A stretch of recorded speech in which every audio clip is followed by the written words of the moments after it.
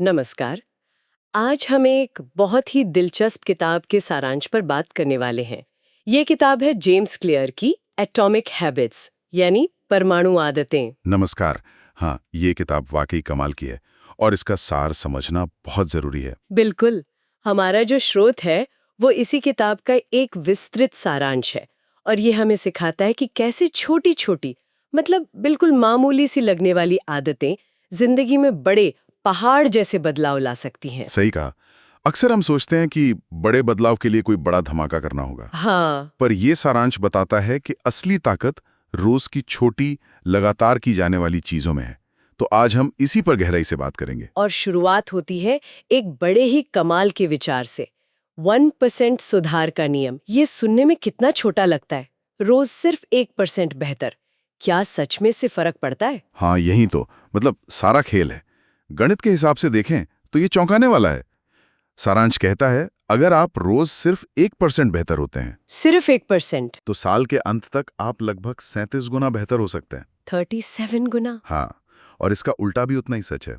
अगर रोज 1% बिगड़ते गए तो आप लगभग शून्य पर पहुंच जाते हैं। ये बिल्कुल कंपाउंड इंटरेस्ट जैसा है, पर आदतों पर।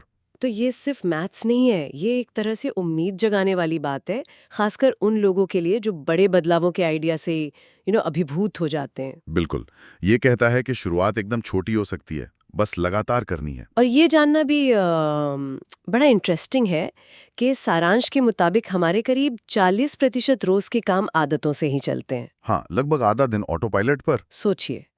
फिर भी एक आम सोच है, सारांश में लिखा है करीब 87% लोग ऐसा मानते हैं कि बड़ी सफलता के लिए कोई बहुत बड़ा असाधारण एफर्ट चाहिए।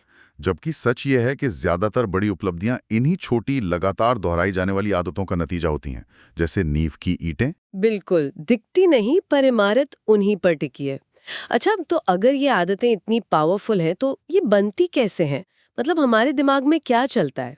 इसके लिए सारांश एक बहुत ही क्लियर 4 स्टेप मॉडल बताता है, और इसे समझना बहुत ज़रूरी है क्योंकि यही वो फ्रेमवर्क है जिससे आदतें बनती हैं और तोड़ी भी जा सकती हैं। 4 स्टेप मॉडल। हाँ, 4 चरण है। पहला है संकेत, क्यू, यानी कोई इशारा या ट्रिगर, जैसे सुबह का अलार्म। या फोन पर कोई नोटिफिकेशन। बिल्कुल। दूसरा है ललक, क्रेविंग, उस संकेत से जुड़ी इच्छा। अलार्म बजा तो वापस सोने की इच्छा, या नोटिफिकेशन देखा तो फोन उठाने की तेज इच्छा। ये असल में उस इनाम की चाहत है जो उस आदत से जुड़ा है। अच्छा, और तीसरा? तीसरा है प्रतिक्रिया, रिस्पॉन्स, यानी हम असल में जो करते हैं, स्नूज दबाना या फोन उठा लेना, ये हमारी आदत का एक्शन वाला हिस्सा है। और चौथा? चौथा है इनाम, रिवॉर्ड, जो उस ललक को शांत करता है और दिमाग को सिग्नल देता है कि भाई ये चक्र दोबारा दोहराने लायक है, मजा आया। जैसे वापस सो जाने का आराम या सोशल मीडिया पर कुछ नया देखने का मजा। हाँ, और ये इनाम ही आदत के लूप को मजबूत करता जाता है, बार बार। तो ये पूरा साइकिल, संकेत, ललक, प्रतिक्रिया, इनाम, ये बार बार दोहराने से हमारे दिमाग में एक पक्का रास्ता, एक न्यूरल पाथवे बन जाता है। एकदम सही। और अच्छी बात यह है कि इसी मॉडल को समझकर हम अपनी आदतें बदल सकते हैं। हमें पता चल जाता है कि कहाँ इंटरफेयर करना है। कहाँ रोक लगानी है या कहाँ बढ़ावा देना है। बिल्कुल। अच्छी आदतें बनाने के लिए या बुरी आदतों को तोड़ने के लिए यही कुंजी है।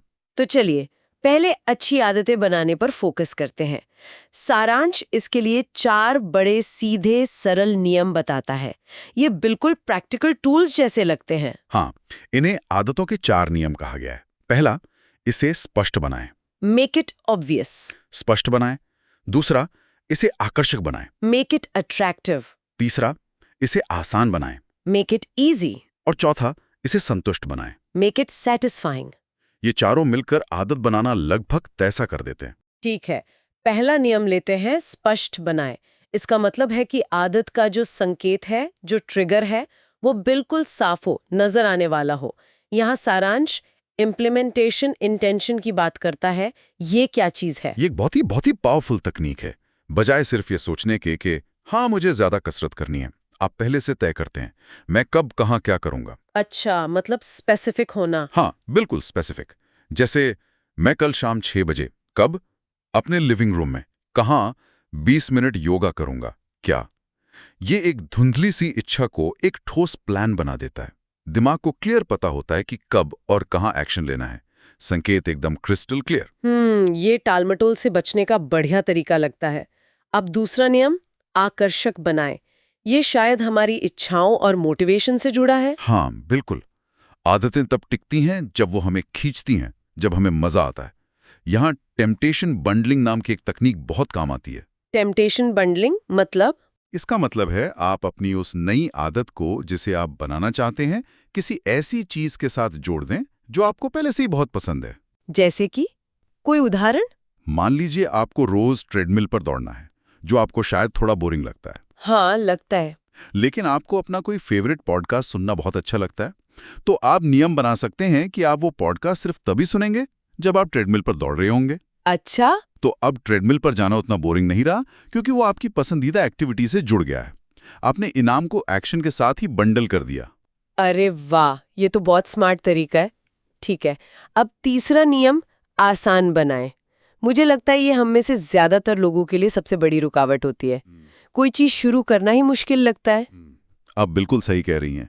हम अक्सर शुरुआत में ही इतना बड़ा लक्ष्य बना लेते हैं कि पहला कदम उठाते ही हिम्मत हार जाते हैं।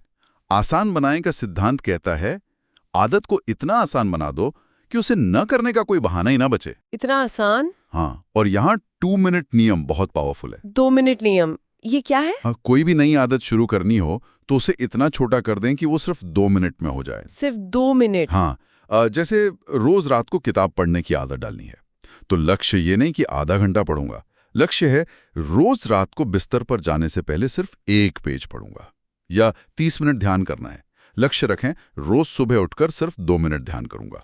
पर 2 मिनट से क्या होगा? मतलब उसका फायदा क्या? देखिए, पॉइंट परफेक्शन का नहीं है, पॉइंट है शुरुआत करने का, एक्शन लेने का। ये 2 मिनट आपके अंदर के रेजिस्टेंस को, आलस को कम करते हैं, आपको बस शुरू करवा देते हैं। अच्छा। और अक्सर होता यह है कि एक बार जब आप शुरू कर देते हैं तो आप 2 मिनट से ज्यादा ही कर लेते हैं।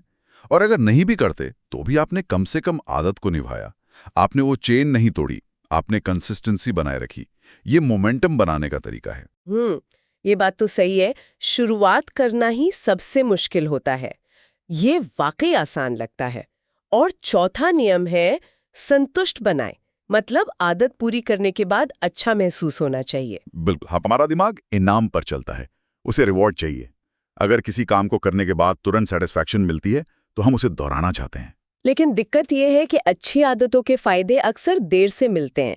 जैसे कसरत का असर दिखने में टाइम लगता है। हाँ, जबकि बुरी आदतों का मजा अक्सर तुरंत आता है, जैसे जंक फूड खाना। तो फिर अच्छी आदतों को तुरंत संतोषजनक कैसे बनाएं? इसके लिए आप छोटे फौरन मिलने वाले इनामों का इस्तेमाल कर सकते हैं, जैसे कसरत पूरी करने के बाद अपना फेवरेट गाना सुनना, या फिर जैसा सारांश में सुझाया गया है, हैबिट ट्रैकर का इस्तेमाल करना। हैबिट ट्रैकर, जैसे कैलेंडर पर क्रॉस लगाना। हाँ, हर दिन जब आप अपनी आदत पूरी करते हैं तो कैलेंडर पर एक बड़ा सा क्रॉस लगा दें। कुछ दिनों बाद जब आप उन लगातार लगे हुए क्रॉस को देखते हैं तो वो विजुअल प्रोग्रेस अपने आप में बहुत सेटिस्फाइंग होती है। हाँ, वो एक चेन बन जाती है जिसे तोड़ने का मन नहीं करता। बिल्कुल, वो आपको तुरंत फीडबैक देता है कि आप सही रास्ते पर हैं। तो ये 4 नियम, स्पष्ट, आकर्षक, आसान और संतोषजनक, ये एक तरह से अच्छी आदतें बनाने का पूरा पैकेज लगते हैं। लेकिन अब बात करते हैं सिक्के के दूसरे पहलू की, बुरी आदतें। हम सब उनसे जूझते हैं, उन्हें कैसे तोड़ा जाए? यहाँ भी लॉजिक वही है, बस उसे उलटना है। अच्छी आदतें बनाने के नियमों को पलट दीजिए। तो पहला नियम था स्पष्ट बनाएं।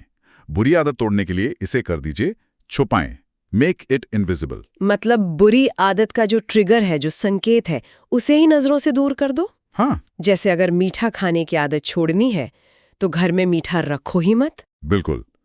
या अगर आपको बार बार फोन चेक करने की आदत है तो काम करते समय फोन को किसी ड्रॉअर में रख दें या दूसरे कमरे में। संकेत दिखेगा नहीं तो ललक कम उठेगी।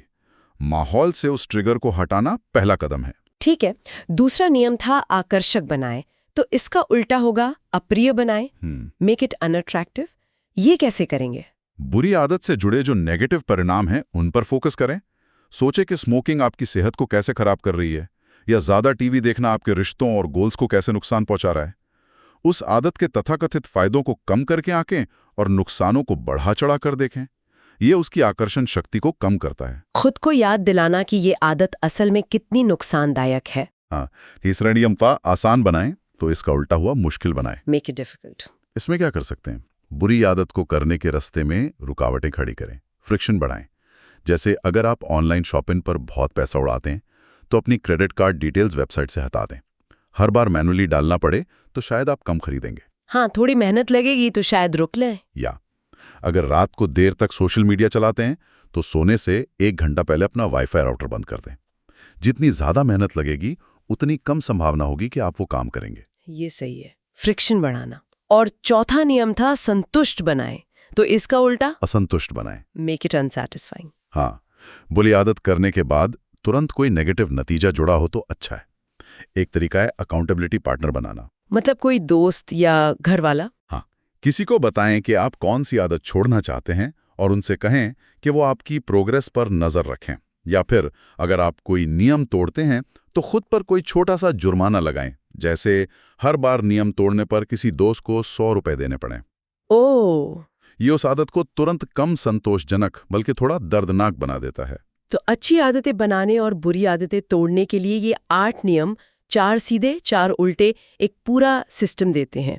लेकिन सारांश में एक और आइडिया है जिसे शायद सबसे गहरा और सबसे ज़रूरी बताया गया है, पहचान आधारित आदतें। ये क्या है और ये इतना इम्पोर्टेंट क्यों है? हाँ, ये वाकई इस किताब के सारांश का दिल है, उसका मर्म है। देखिए, अब तक हमने जो बात की वो ज़्यादातर व्यवहार बदलने पर थी, मतलब क्या करना है। हाँ, एक्शन पर। पहचान आधारित आदतें इस बात पर फोकस करती हैं कि आप कौन बनना चाहते हैं, आपकी आइडेंटिटी। अच्छा, मतलब फोकस सिर्फ ये नहीं कि क्या करना है, बल्कि ये कि मैं किस तरह का इंसान बनना चाहती हूँ, अपनी सेल्फ इमेज पर। बिल्कुल, ज्यादातर लोग लक्ष्य आधारित आदतें बनाते हैं, जैसे मुझे 10 किलो वजन कम करना है या मुझे किताब लिखनी है। ये ठीक है, पर असली और टिकाऊ बदलाव तब आता है जब आप अपनी पहचान बदलते हैं। सवाल ये नहीं कि मुझे कसरत करनी है, सवाल ये है कि क्या मैं एक स्वस्थ और फिट इंसान हूं। लेकिन ये बदलाव आता कैसे है?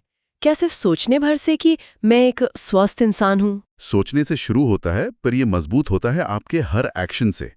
सारांश में एक बहुत पावरफुल लाइन है, आप जो भी काम करते हैं वो उस तरह के इंसान के लिए वोट होता है जो आप बनना चाहते हैं। वाओ, एक वोट। हाँ, जब आप कसरत करते हैं तो आप सिर्फ कैलोरी नहीं जला रहे होते, आप इस पहचान के लिए वोट कर रहे होते हैं कि मैं एक फिट इंसान हूं। जब आप मुश्किल होने पर भी लिखने बैठते हैं तो आप मैं एक लेखक हूं के लिए वोट कर रहे होते हैं। तो हर छोटी आदत, हर छोटा एक्शन आपकी मनचाही पहचान का एक सबूत बनता जाता है। ये सिर्फ बिहेवियर चेंज नहीं है, ये सेल्फ कॉन्सेप्ट चेंज है। और जब आपकी आदतें आपकी पहचान से जुड़ जाती हैं तो उन्हें निभाना बोझ नहीं लगता, वो नेचुरल लगता है। आप वो काम इसलिए नहीं करते कि आपको करना चाहिए, बल्कि इसलिए करते हैं क्योंकि आप वैसे ही हैं। ये मोटिवेशन का सबसे गहरा लेवल है। ये तो वाकई सोचने का पूरा नजरिया ही बदल देता है। अच्छा, इसी से जुड़ा एक और पॉइंट है जिस पर सारांश जोर देता है, हमारा माहौल, हमारा एनवायरनमेंट, ये हमारी आदतों को कितना असर डालता है? बहुत ज्यादा, बहुत ही ज्यादा। शायद हमारी विल पावर यानी इच्छा शक्ति से भी ज्यादा। हम अक्सर खुद को दोष देते हैं कि हम में डिसिप्लिन नहीं है, पर कई बार हमारा माहौल ही हमें फेल होने के लिए सेटअप कर रहा होता है। मतलब माहौल ही गलत बना होता है। हाँ, जेम्स क्लियर कहते हैं कि इच्छा शक्ति पर निर्भर रहने से कहीं बेहतर है अपने माहौल को डिजाइन करना, उसे अपने फेवर में करना। इसके कुछ प्रैक्टिकल उदाहरण क्या हो सकते हैं? जैसे अगर आप ज्यादा पानी पीना चाहते हैं तो अपने डेस्क पर पानी की बोतल हमेशा भरी हुई रखें, सामने रखें। हाँ, दिखेगी तो पिएंगे। अगर आप हेल्दी खाना चाहते हैं तो फल वगैरह किचन काउंटर पर रखें और बिस्किट नमकीन अलमारी में पीछे छुपा दें। अगर रात को सोने से पहले किताब पढ़ना चाहते हैं तो बेड साइड टेबल पे किताब रखें, फोन नहीं। अच्छा, आप एसेंशियली क्या कर रहे हैं? आप अच्छी आदतों के संकेतों को स्पष्ट और आसान बना रहे हैं और बुरी आदतों के संकेतों को अदृश्य और मुश्किल। आप माहौल को अपने गोल्स के हिसाब से ढाल रहे हैं। तो माहौल एक अनदेखे हाथ की तरह काम करता है, जो हमें या तो सही दिशा में धकेलता है या गलत दिशा में खींचता है। ये समझकर हम उसे अपने फायदे के लिए इस्तेमाल कर सकते हैं। बिल्कुल। और आखिर में एक बहुत जरूरी बात जिस पर सारांश बार बार जोर देता है वो है निरंतरता और धैर्य, कंसिस्टेंसी एंड पेशेंस। क्योंकि ये सब जादू की तरह रातों रात नहीं होता। हाँ, ये तो होता है। हम कुछ दिन या हफ्ते पूरी शिद्दत से कोशिश करते हैं, पर जब नतीजे फौरन नहीं दिखते तो निराश हो जाते हैं, छोड़ देते हैं। इसे सारांश में लेटेंट पोटेंशियल का प्लेटो कहा गया है। मतलब शुरुआत में मेहनत ज्यादा लगती है और नतीजे कम दिखते हैं। जैसे बर्फ पिघलने से पहले तापमान धीरे धीरे 0 डिग्री तक पहुंचता है, पता नहीं चलता। पर अगर आप लगे रहते हैं तो अचानक एक पॉइंट आता है जब वो सारे छोटे छोटे प्रयास मिलकर बड़ा असर दिखाते हैं।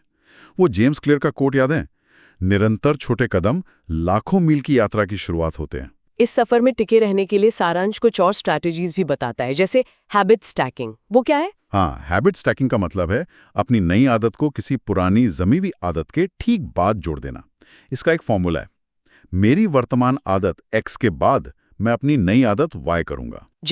जैसे सुबह कॉफी बनाने के बाद, यह आपकी पुरानी आदत है, मैं 1 मिनट के लिए मेडिटेट करूंगा, ये नई आदत है। इससे आपकी पुरानी आदत नई आदत के लिए क्लियर कट संकेत बन जाती है। अच्छा, ये भी संकेत को स्पष्ट बनाने जैसा ही है। हाँ, और सेल्फ रिफ्लेक्शन यानी आत्मचिंतन का भी जिक्र है। मतलब खुद को जांचते रहना। हाँ, नियमित रूप से देखना कि क्या काम कर रहा है, क्या नहीं, कहाँ सुधार की जरूरत है। ये आपको अवेयर रखता है और जरूरत पड़ने पर कोर्स करेक्शन में मदद करता है। लेकिन सबसे जरूरी है धैर्य रखना, इस प्रोसेस पर भरोसा करना कि छोटे लगातार प्रयास अंत में बड़े नतीजे देंगे ही। तो कुल मिलाकर इस किताब के सारांश का जो निचोड़ है वो ये है कि बड़े बदलाव लाने के लिए हमें अपनी सोच बदलनी होगी। बड़े डरावने लक्ष्यों के पीछे भागने के बजाय रोज की छोटी, बिल्कुल परमाणु जैसी आदतों पर ध्यान देना होगा। बिल्कुल। उन्हें स्पष्ट, आकर्षक, आसान और संतोषजनक बनाना होगा। और सबसे बड़ी बात, उन्हें अपनी पहचान का हिस्सा बनाना होगा कि मैं ऐसी ही हूं। एकदम सही कहा आपने। ये बड़ी छलांग लगाने के बारे में नहीं है, ये रोजाना बस थोड़ा सा 1% बेहतर होने के बारे में है। और यही छोटे सुधार समय के साथ जुड़कर कंपाउंड होकर हमारी जिंदगी को बदल देते हैं। जैसा कि सारांश कहता है, आदतें आत्मसुधार का चक्रवृद्धि भी आज हैं। हर दिन छोटे कदम बढ़ाते जाएं, क्योंकि वे ही बड़ी सफलता की कुंजी हैं।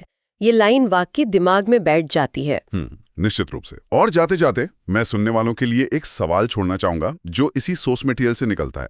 ये सारांश जाहिर है व्यक्तिगत सफलता के लिए आदतें बनाने पर केंद्रित है, पर जरा सोचिए, क्या यही सिद्धांत स्पष्ट संकेत, आकर्षक इनाम, आसान क्रियाएं, संतोषजनक प्रतिक्रिया, क्या ये किसी ग्रुप में, जैसे एक परिवार में, ऑफिस की टीम में या एक पूरे समाज में अच्छी आदतों को बढ़ावा देने के लिए इस्तेमाल किए जा सकते हैं? कैसे ये जो व्यक्तिगत बदलाव के नियम हैं, ये हमारी सामूहिक बेहतरी का आधार बन सकते हैं? ये बहुत ही इंटरेस्टिंग और अहम सवाल है सोचने के लिए कि कैसे छोटी आदतों की शक्ति सिर्फ हम तक सीमित न रहकर और बड़ा रूप ले सकती है। बिल्कुल।